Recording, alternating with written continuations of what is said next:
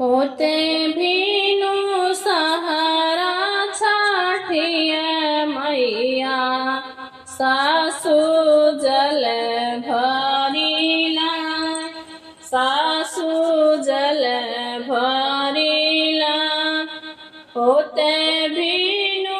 सहारा सूरज देव सासु जल भरिला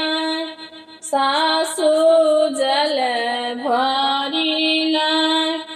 लिपि पोती कोठरिया दीनानाथ सासु दौरा सजाय सासु दौरा सजाय लिपि पोती कोठरिया दीनानाथ सासु दौरा सजाय सासु दौरा सजाय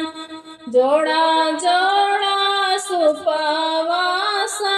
सजवनी दिहनी सेनुरा लगाय जोड़ा जोड़ा सुपावा सजवनी दिहली सेनुरा लगाय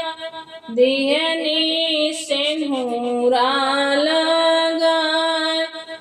केतनो सजबू सासु दौरावा हम ना जाइब छठी घाट केतनो सजबू सासु दौरा हम नहीं जाइब छठी घाट हम नहीं जाइब छठी घाट बिना रे बालक के बिना रे बालकवा के हमारा सासु कुछो ना सोहाय सासु कुछो ना सोहाय बिना रे बालकवा के सासु हमरा के कछु ना सोहाय हमरा के कछु ना सोहाय एक ही बालक छठी माई देती करती छठिया व्रत करती छठी व्रत तोहार एक ही बालक छठी माई देती करती छठी व्रत तोहार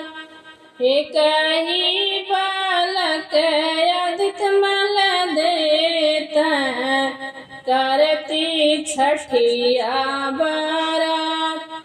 जोड़ा जोड़ा सुपावा सजवती आई रउआ के घाट आई छठी मई के घाट जोड़ा जोड़ा सुपावा सजैती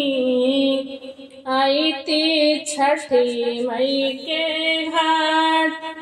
जोड़ा जोड़ा कलशा भरऊती आई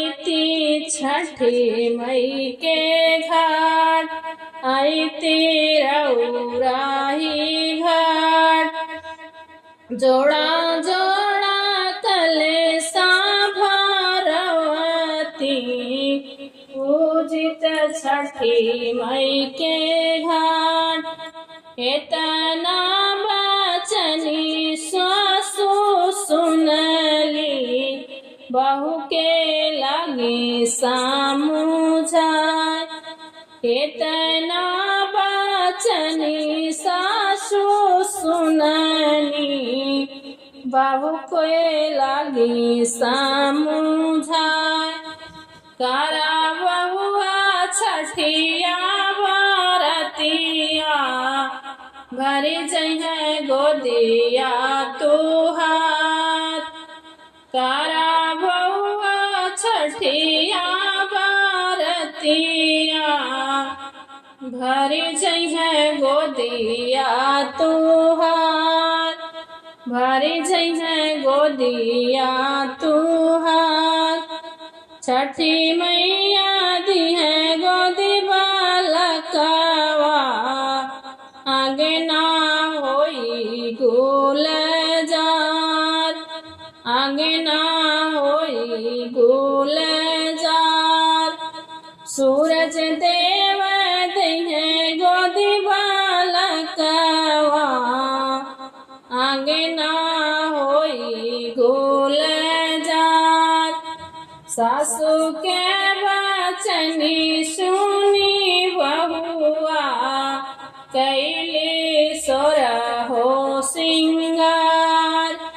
कैली सोरहो सिंगार सासू के बचनी सुनी बहुहर कैनी सोरहो सिंगार ओढ़ी लेहनी लल की चुनरिया चलली छठी मई के घाट ओढ़ी लेहनी लल की चुनरिया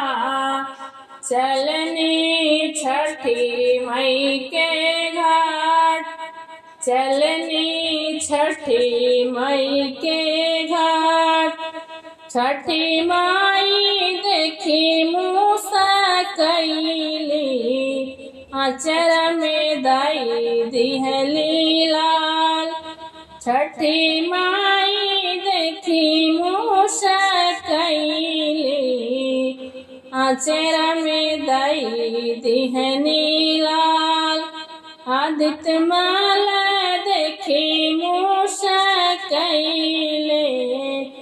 आचर में दाई दिहले लाल आचर में दाई दिहले लाल।